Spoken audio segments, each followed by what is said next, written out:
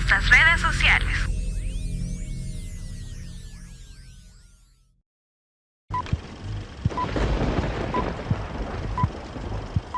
A continuación, palabra de Dios. Amén. Bueno, mis estimados hermanos, vamos a continuar con nuestro estudio bíblico. Abra su Biblia, por favor, en Filipenses. Préstenme el otro micrófono, niños, por favor. Filipenses capítulo 1. Vamos a dar lectura a la palabra de nuestro Dios a partir del versículo 12.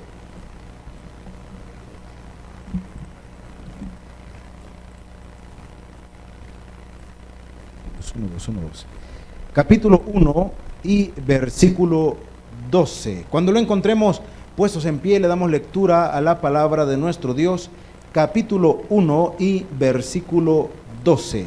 Vamos a leer versículo 12 y versículo 13. ¿Lo tenemos todos, hermanos? Muy bien, entonces lo leemos y dice la palabra de nuestro Dios.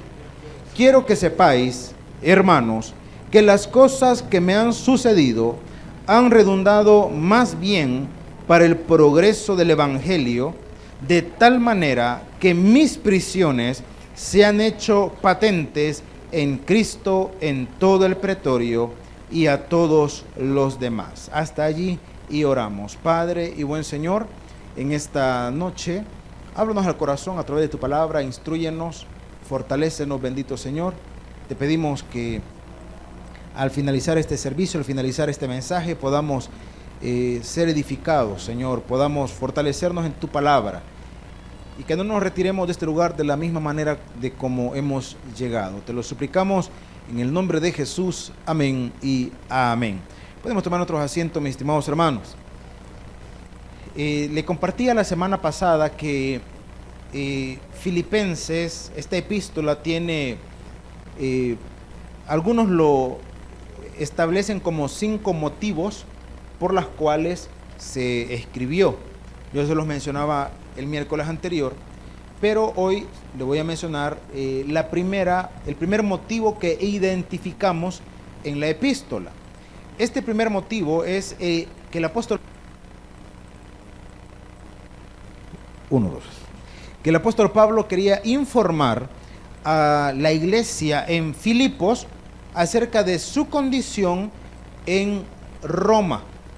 Cuando se escribe la epístola a los filipenses, el apóstol Pablo estaba preso. 1, 2. Bueno, le decía que el apóstol Pablo estaba preso y desde la prisión se escribe la carta a los filipenses. Pero vale la pena aclarar que cuando decimos que el apóstol estaba en la prisión, no piense en una, por decirlo de esta manera, en una cárcel dentro de un cuartel, por decir algo, sino que hay algo, una figura que existía en aquel tiempo y que hasta el día de hoy todavía permanece, que se llama arresto domiciliar. Entonces el apóstol no estaba directamente en una cárcel, sino en una casa. Y allí estaba él siendo, digamos, resguardado por, se le llama la Guardia Imperial. En otras palabras, los encargados de la seguridad del apóstol Pablo eran soldados romanos, ¿verdad? Pero ya vamos a ver más adelante algunos aspectos que nos van a ir dando más luz todavía. Pero entendamos el motivo, informar sobre su condición en Roma. Por eso dice el versículo 12, quiero que sepáis, hermanos, que las cosas que me han sucedido, ahora, las cosas que le han sucedido, no se refiere solamente a su tiempo o su estadía en Roma, sino desde que él emprendió el viaje hasta Roma, hasta este momento, desde que comenzó su viaje hasta este momento, todas las cosas que le han sucedido. Ahora, si usted ha leído Hechos de los Apóstoles, recuerde que siempre hemos dicho, Hechos de los Apóstoles es el único libro histórico del Nuevo Testamento, el único. Entonces, usted quiere conocer la historia de los viajes de Pablo, del desarrollo de la iglesia, usted tiene que leer Hechos de los Apóstoles. En Hechos de los Apóstoles se narra, digamos, el periodo en el que el apóstol Pablo viajó desde Jerusalén hasta Roma. Ahora, ¿qué sucedió? Para ponerle un poquito en perspectiva. Resulta que cuando el apóstol iba a zarpar rumbo a Roma, Dios le advirtió y le dijo que le dijera a los tripulantes de la nave en la que se iba a embarcar que no zarparan, porque una fuerte tormenta los iba o se iban a encontrar con una fuerte tormenta. Entonces vino el apóstol y efectivamente anunció a toda la tripulación lo que Dios le había dicho. El detalle es que los marineros, o un marinero experimentado, como cualquier otra persona que sabe ejercer su oficio, los agricultores también, por ejemplo, alzan su mirada, ¿verdad?, al cielo y pueden de alguna forma determinar si efectivamente va a haber tormenta o si no va a haber. Yo no sé si todavía hasta el día de hoy usted conocerá personas que antes que el invierno ingrese se atreven a predecir si el invierno va a ser copioso o va a ser un invierno seco. En nuestro medio todavía hay personas así, que pueden identificarlo. ¿De qué manera? No lo sé. Pero dicen, no, dicen, este invierno no va a llover mucho. Y uno les pregunta, ¿pero por qué dice eso? Y le explican las razones por las cuales ellos argumentan. Entonces, los marineros vieron y dijeron, no, hombre, o sea, ¿vos qué vas a saber, Pablo? Vos sos constructor de tiendas. Nosotros somos marineros. Y se embarcaron. La Biblia dice que efectivamente se encontraron con una fuerte tormenta, en donde comenzaron a despojarse de todo el sobrepeso que había en la nave, no lograron estabilizar la nave, se subieron en los pequeños botes que sirven como para primeros auxilios. En fin, para hacerle corta la historia, hermano, ellos naufragaron, llegaron a una isla, a Creta, y estaban ellos allí. Dice que intentaban calentarse y el apóstol Pablo, al agarrar una rama para tirarle al fuego, una serpiente vino y lo mordió. Ahora, las personas del lugar entendían que allí las serpientes son extremadamente venenosas. Entonces, cuando vieron que la serpiente estaba, hermano, sujeta al brazo de Pablo, inmediatamente Pablo la sacudió, pero todos se quedaron a la expectativa de ver el momento en el que Pablo iba a caer fulminado por el veneno de la serpiente. Ahora, no sucedió. Cuando no sucedió, entonces comenzaron a decir, los locales, ¿verdad?, los del lugar, comenzaron a decir que Pablo era un dios y comenzaron a darle reverencia. Y ahí acontece algo que a mi parecer, yo lo encuentro, no sé,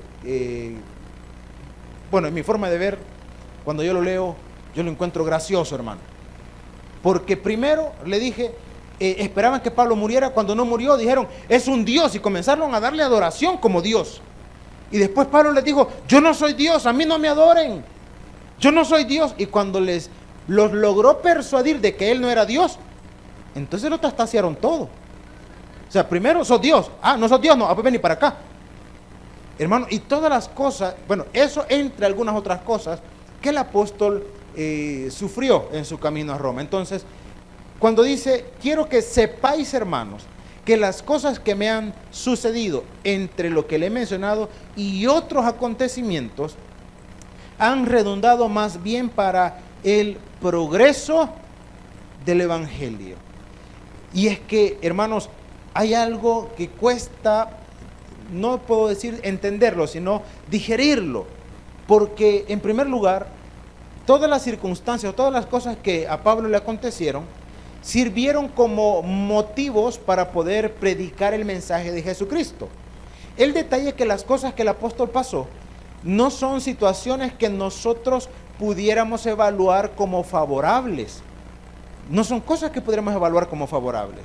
Nosotros podemos leer, hermano, la historia y podemos leer, por ejemplo, esa situación, ¿verdad?, del naufragio. Podemos leer que lo mordió una serpiente, podemos leer que lo golpearon, que lo apedrearon, que lo dejaron casi muerto. Podemos leer todo eso. Y no es lo mismo quizás cuando lo estamos leyendo, a menos que usted tenga una muy buena imaginación y se vaya metiendo en toda la historia.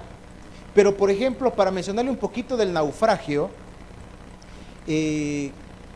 quizás se lo puedo asociar con una película que tiene un título muy interesante. El título de la película es La tormenta perfecta y narra la historia de unos pescadores, si no me equivoco, allá por Alaska, Canadá, por esos lugares. Y narra la historia de unos pescadores. Se supone que está basado en hechos reales, en donde ellos, con el afán de poder conseguir una mejor pesca, se adentraron en aguas peligrosas. Y efectivamente lo que ellos temían, o lo que ellos ya más o menos conocían, la ferocidad con que allí las tormentas se formaban, sucedió. Hermano, y se comienza a ver un barco pesquero, quizás de mediano tamaño, cómo se ve golpeado por las grandes olas. Entonces, cuando uno está viendo eso, uno, pues como está con los sentidos más compenetrados en eso, puede llegar a tener una leve noción de lo que allí estaba pasando. Entonces, las cosas que le pasaron a Pablo, hermano, el naufragio, repito, nosotros hablamos del naufragio y puede parecer cualquier cosa, pero lo que allí pasó, lo que allí sucedió, llenó de temor, hermano, aún a los marineros, no digamos a alguien que no se dedicaba a esa profesión. Las circunstancias difíciles. Imagínense cuando naufragaron, tuvieron que tirar el alimento, tuvieron que tirar todo aquello que era significativo, importante para ellos. La situación angustiante de la tormenta, el desgaste físico, porque ¿cómo van a poder descansar, hermano? La tormenta duró más de un día, no recuerdo el dato exacto de cuánto dice la Biblia, pero más de un día. Una situación fuerte, intensa. Imagínense cuando nosotros pasamos situaciones, repito, que para nosotros no son favorables, difícilmente podríamos pensar de que Dios va a sacar provecho de esto negativo que yo estoy pasando. Difícilmente alguien puede decir, ¿y de qué provecho va a sacar Dios de esto? ¿O de qué manera Dios me va a utilizar en estas circunstancias, en estas situaciones? ¿De qué forma? Entonces el apóstol le dice a los hermanos, las cosas que me han sucedido han tenido un propósito de parte de Dios, y el propósito es que el mensaje pueda ser predicado. Porque allí donde estaba Pablo, hermano, o allí donde el apóstol se encontraba, allí él compartía el mensaje. En las circunstancias que fueran, allí compartía el mensaje. Entonces, dándole continuidad, siguiendo el hilo de este primer versículo, el versículo 13 nos dice algo muy interesante. Dice, de tal manera que mis prisiones, ya pasamos todo el trayecto desde que salí de Jerusalén hasta que llegué a Roma, así que ahora mis prisiones se han hecho patentes en Cristo en todo el pretorio y a todos los demás. Aquí yo nunca he estado preso, hermanos. Espero no ir de cliente ninguna vez, ¿verdad? Primero Dios. Pero quizás se lo puedo asociar como cuando alguien está en el hospital. Gracias a Dios, tampoco he ido a vacacionar al hospital jamás. Y espero no ir. Pero yo me he percatado que las personas, cuando están ingresadas, tienen o desarrollan una peculiaridad, y es que llegan a conocer la historia o las historias de la mayoría de los que están a su alrededor. Llegan a conocerlo, están ingresados allí y le preguntan, el de la cama 5, sí, mire, el pobrecito, le pasó esto otro, y no sé qué, todo el rollo se sabe. Mire, y allá el de la cama 2, ay, no, ese pobrecito, la mujer lo cachenvió, digo, se cayó, ¿verdad? Se accidentó. Entonces, llegan a conocer las condiciones de los que están a su alrededor, llegan a conocerlo, ¿verdad? Entonces, las personas cuando están en esta condición de, digamos, como presos, como presidiarios, de alguna forma llegan a conocer también la historia o las situaciones por los que están cerca, o la mayoría de los que están cerca, están allí también. Le dije al inicio que el apóstol no estaba en una cárcel directamente, estaba en una especie de arresto domiciliario. Ahora, las personas o la guardia imperial que ponían a cuidar a Pablo, no eran los mismos todo el tiempo. El encarcelamiento de Pablo, hermanos, duró aproximadamente unos entre año y medio a 2 años, el primer encarcelamiento.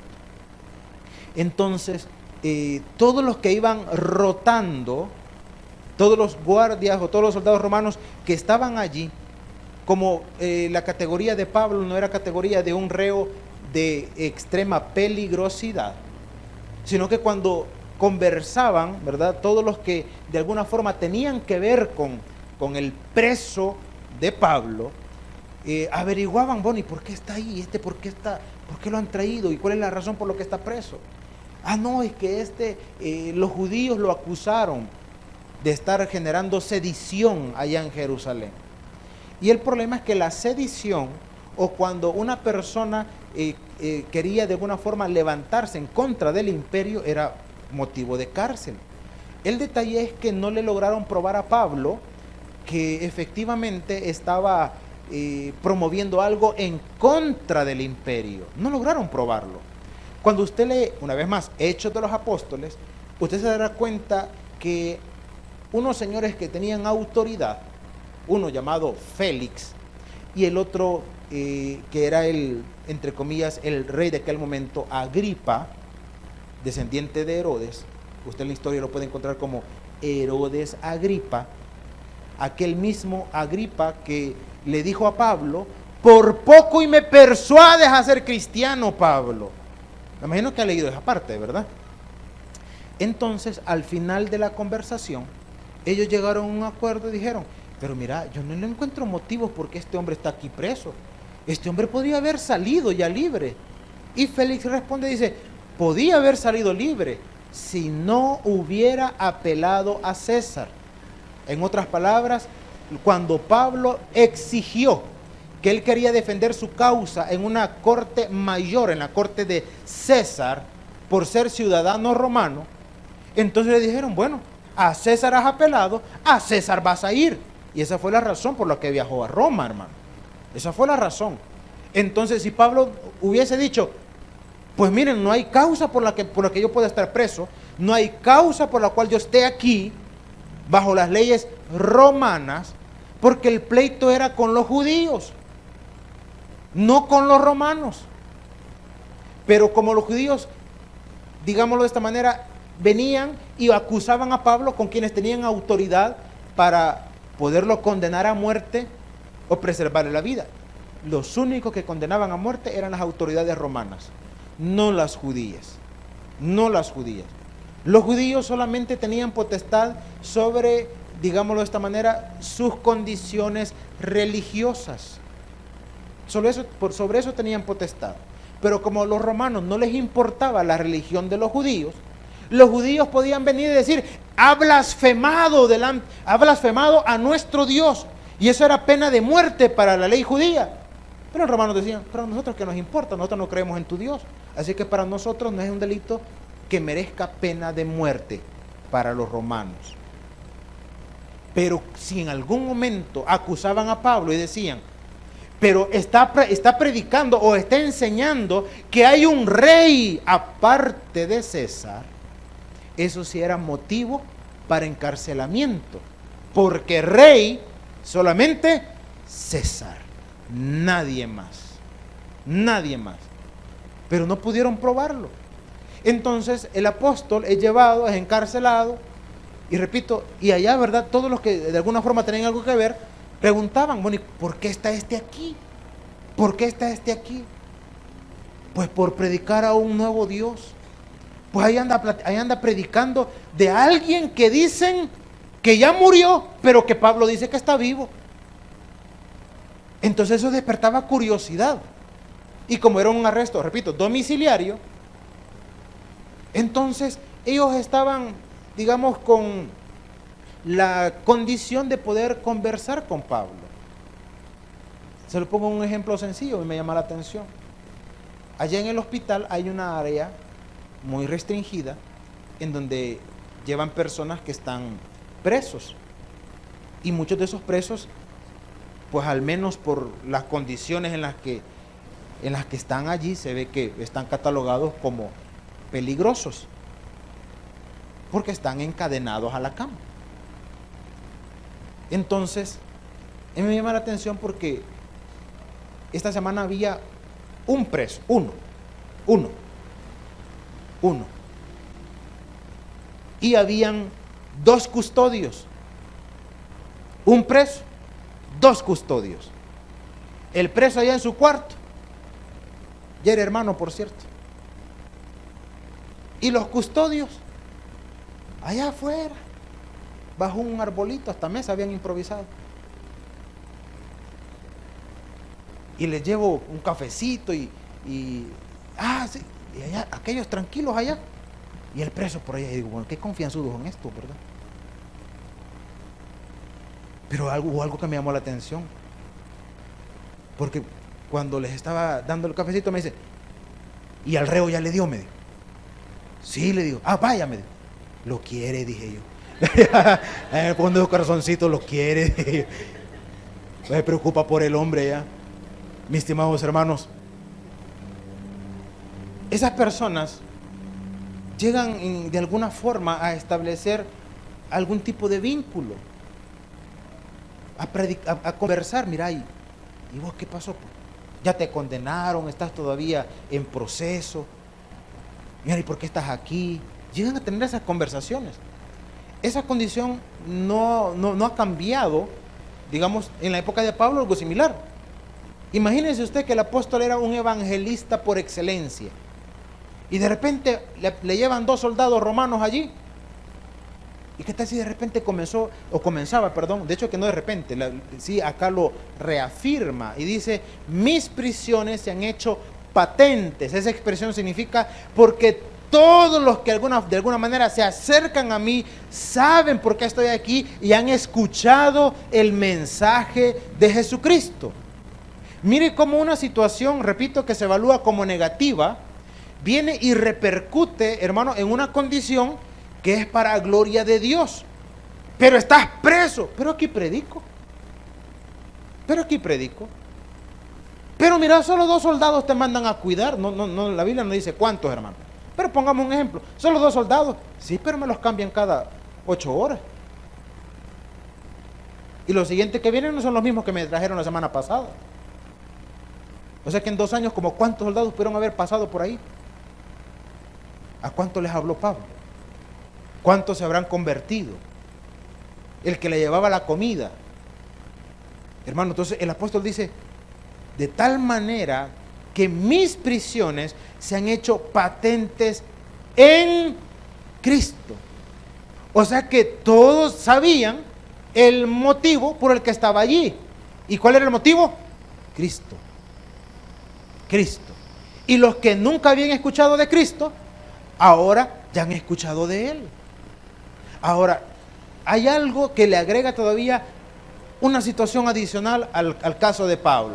Porque hasta aquí podríamos decir, bueno, sufrió mucho, ¿verdad? Pasó cosas muy negativas hasta llegar a Roma. Estando allá, pues no le fue tan mal. Estaba en una casa, era arresto domiciliario, podía escribir. De hecho que por eso se manda la epístola a los filipenses, porque tenía esa libertad. A Filipenses, a Colosas, que se le llama las epístolas de la prisión, porque desde la prisión el apóstol las escribe y las envía. Tenía esas libertades, pero estaba preso. Ahora, y sobre eso, ¿qué más le podemos agregar? Vea usted lo que dice la palabra. Versículo 14.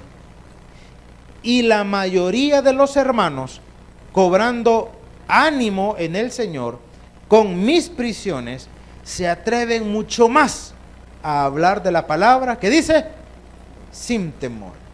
O sea que la condición del apóstol, que generó en los creyentes, inspiración.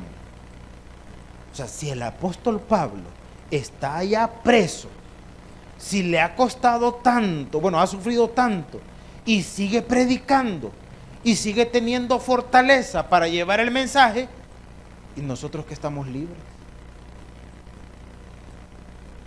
Creo que la vez pasada les comentaba, es como ver un culto de la gente que está allá en el penal, hermano. Mire, esa gente canta usted. Esa gente canta, alza la voz. Esa gente le mete júbilo a la alabanza, hermano. Algunos de ellos están condenados a más de 20 años. A más de 20 años. Y cantan. Imagínense, y tienen una restricción, por decirlo de esa manera. Y tienen tantas restricciones como por ejemplo con el alimento. Alguien me contaba y me decía, mire, me decía, es que cuando uno está ahí adentro, animalito que se cruza, animalito que nos comemos, me decía. Así literalmente, hermano, literalmente. Y usted dice, ¿qué tipo de animalito? Todo animalito, hermano. Que por casualidad se le ocurrió a un desdichado gato atravesarse el muro, ya la regó. Estoy hablando en serio, hermano. Mire, me dijo, una vez vimos una rata, me dijo. Y yo dije, quizás se asustaron. La siguieron, hermano. La siguieron hasta literalmente cazar a la rata. Nos la cenamos, me dijo. Hermano, ahí animalito, no, hermano, olvídese. Ahí es otra cosa. Ahí es otra situación. Y entonces imagínense, y los hermanos que están adentro cantan con júbilo, alzan su voz, y usted tiene para comer, y usted tiene un lugar donde va a ir a descansar, y tiene salud, y viene todo chico parado al punto y ni cantar quiere. Cuando usted ve a estas personas, dice, ¿cómo pueden tener gozo a pesar de las situaciones en las que están? Por eso es que tiene tanto impacto. Ya les he hablado varias veces de él. Este muchacho australiano, Nick Bijovich, que es un muchacho que nació sin brazos, sin piernas.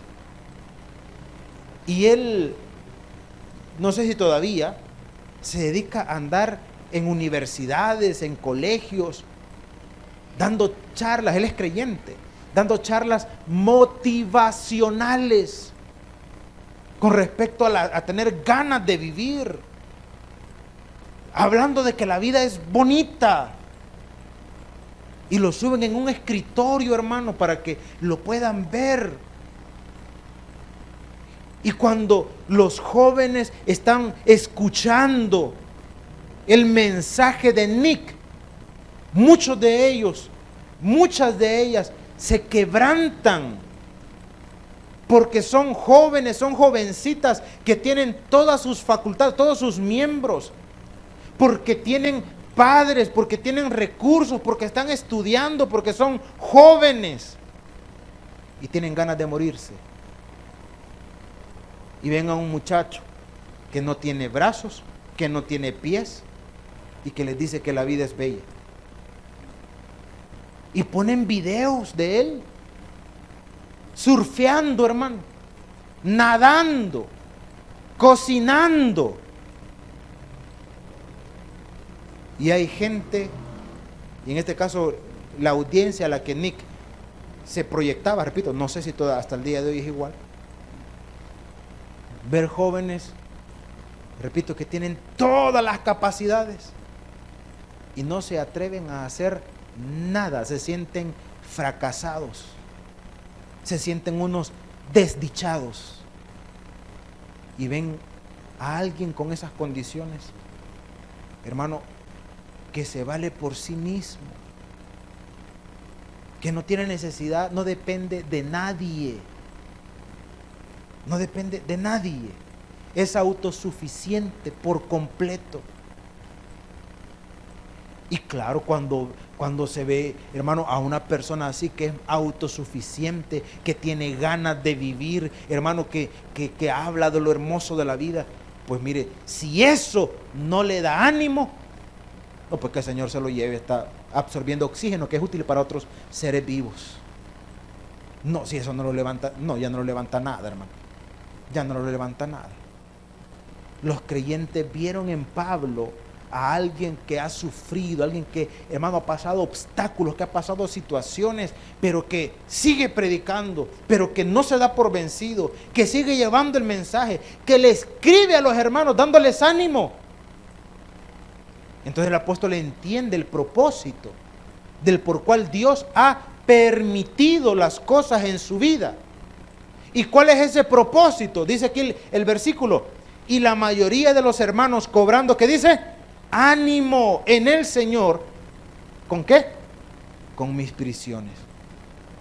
O sea que, ¿qué produjo el encarcelamiento de Pablo? En una palabra que a muchos les encanta de este tiempo, que produjo avivamiento. Produjo un avivamiento. Cuando digo avivamiento me refiero a un término espiritual, hermano. No esté codeando a nadie, ya ves, necesitas, ¿verdad? No, en términos espirituales, hubo una euforia, digámoslo de esa manera, porque no es un estado emocional. Un avivamiento no consiste en que la obra está creciendo, porque muchas veces con eso se asocia. Un avivamiento tiene que ver con la disposición del creyente para hacer las cosas que Dios le ha mandado hacer.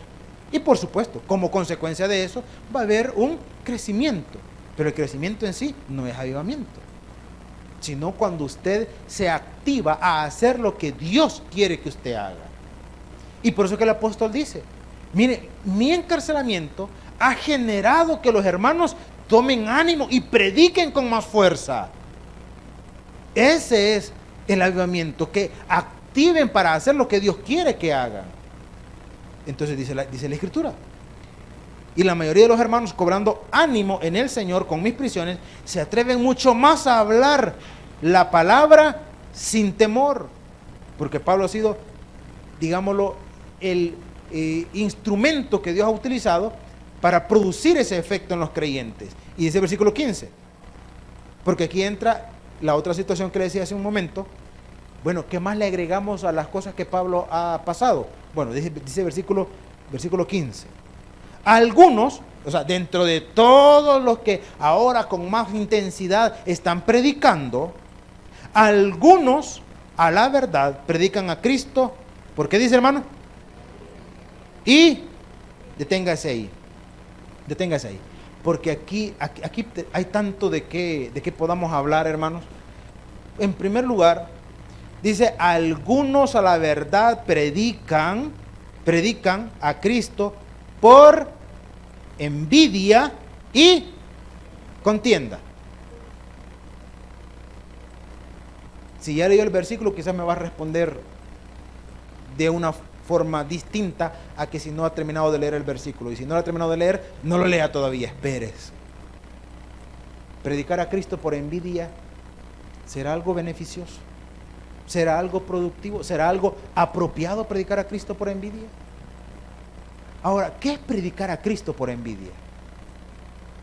¿Qué es predicar a Cristo por envidia? Es porque cuando las personas quieren ganar algún tipo de reconocimiento delante, digámoslo de esta manera, delante de los inconversos, predicar a Cristo no significaba ninguna condición privilegiada, pero dentro de la comunidad de creyentes existía algo que también sucedía en la iglesia de Corinto, que era que ellos querían los dones visibles. Los dones visibles, hermanos, son aquellos en donde estamos nosotros, digámoslo de esta manera, delante de los hermanos y ellos ven la forma como Dios me está utilizando.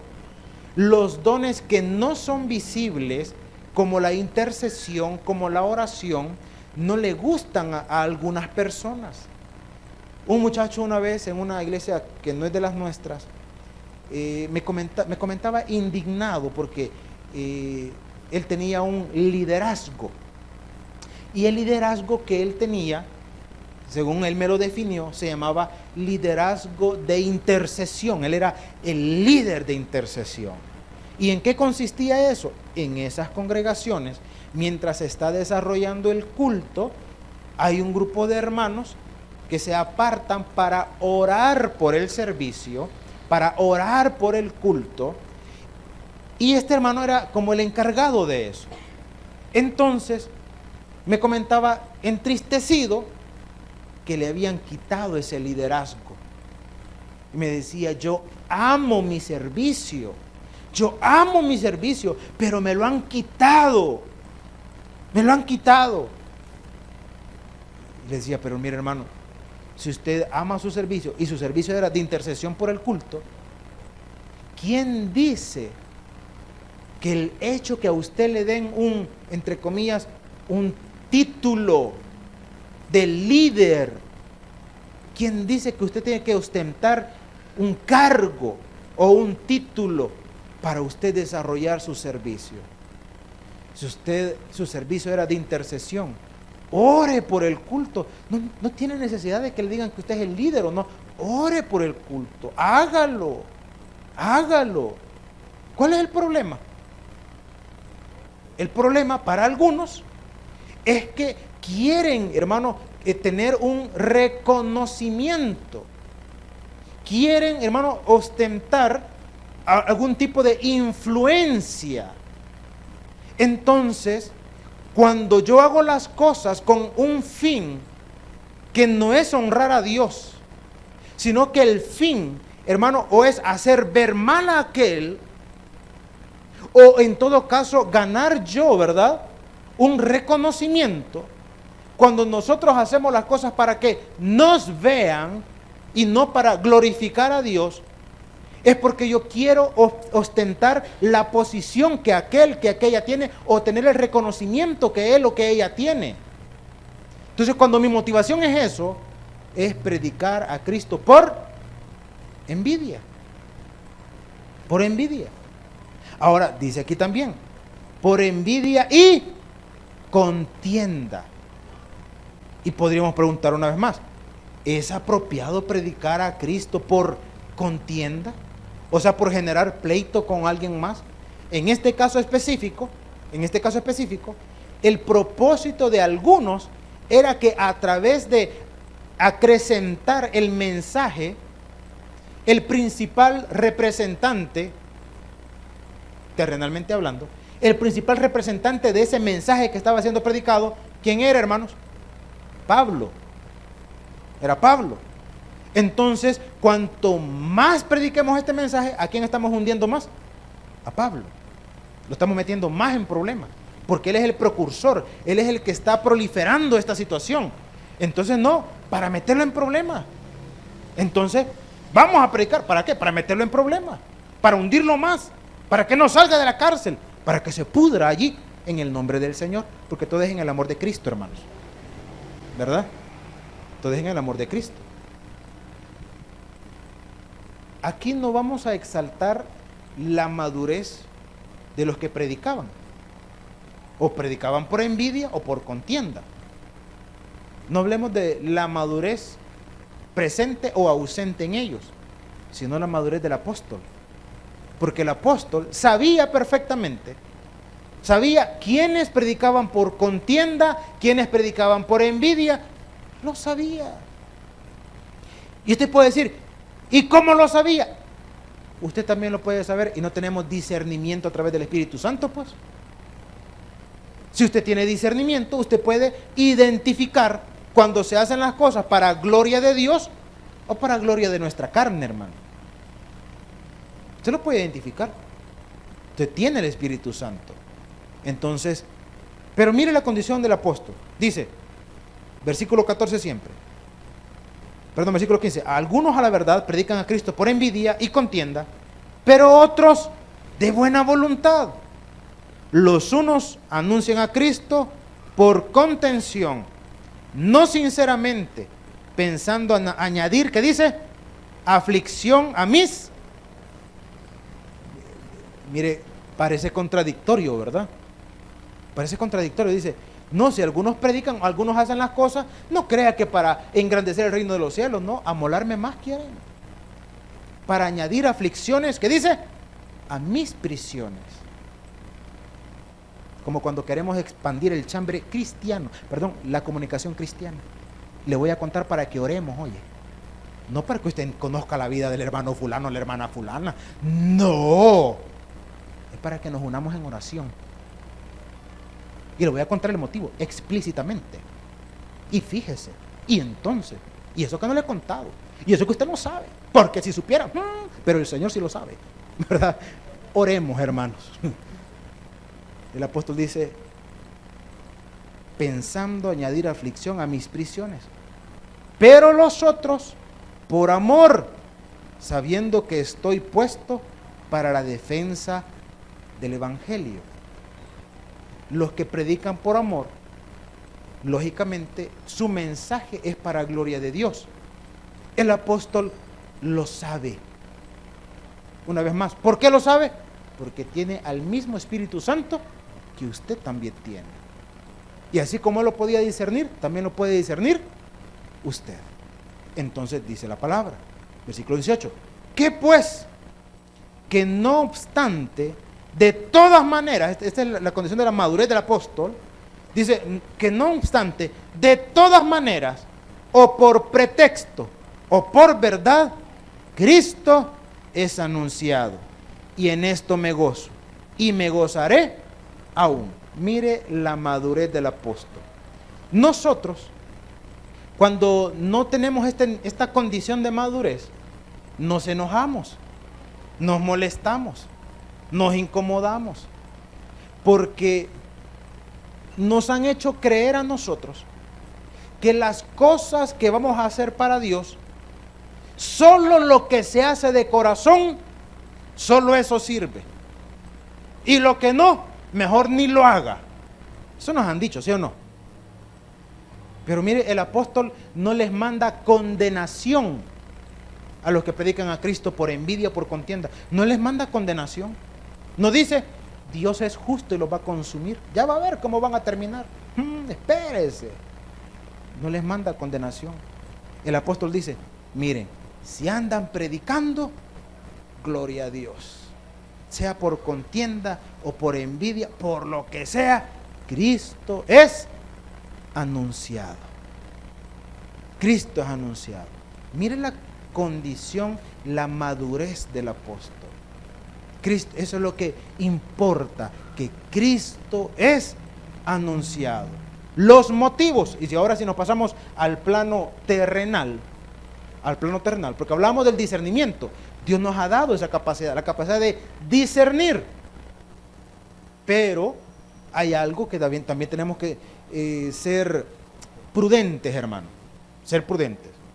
Podemos tener la capacidad de discernir a través del Espíritu Santo de Dios, pero también tenemos que ser prudentes en no emitir juicios, no, hermano, no fundamentados en nuestra espiritualidad, sino en nuestra carnalidad. ¿A qué me quiero referir con esto? Que cuando emitamos una condición, una opinión o un juicio, procure que sea ese juicio a través del Espíritu Santo y no a través, hermano, de nuestra carne, porque nuestra carne condena. Nuestra carne condena. Nuestra carne, hermanos, viene y nos hace decir, no, y usted que sabe que lo hace de corazón, a mí me va a engañar. No decimos así, ¿verdad? Decimos otra cosa, pero esa es la versión eclesiástica. ¿Usted cree que me va a engañar? A mí no me engaña. Mire, si ese o esa, cuando ya estamos medio molestos, ¿verdad? ni hermano es, ¿usted qué le cree? Eso es emitir juicios en la carne. ¿Por qué razón? Porque el único que conoce plenamente el interior, hermanos, el corazón, los sentimientos, los pensamientos y hasta más, lo más íntimo de las intenciones es el Espíritu Santo. Si usted discierne una condición, guárdeselo para usted. No emita juicio para con los demás. ¿Por qué razón? Porque quien conoce plenamente ese interior es Dios, no nosotros. No nosotros. Usted puede sacar, repito, su conclusión para usted. Por eso es que el apóstol no condena a nadie. El apóstol dice, sí, no, pues yo entiendo que algunos andan por envidia, por contienda. Yo lo entiendo. Algunos otros lo hacen de corazón para Dios. De una u otra forma. Cristo es anunciado. Y en eso me gozo, dice el apóstol. En eso me gozo. De que el propósito se cumple. ¿Y cuál es el propósito? Anunciar a Cristo crucificado, resucitado, victorioso para salvación de nuestras almas. ¿Quién conoce la intención con que se hace? Lo conoce plenamente Dios.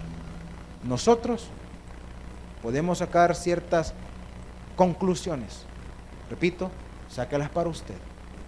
Y si usted quiere compartirlo para con los demás y hacer, como decimos técnicamente, el riegue, entienda que no está en el espíritu, sino en su carne. Como dijo nuestro Señor Jesucristo, el que tenga oídos para oír, que oiga. Den un fuerte aplauso a nuestro Padre Celestial. El predicador ha terminado su mensaje. Es tiempo de que recibas a Jesús como tu Salvador personal.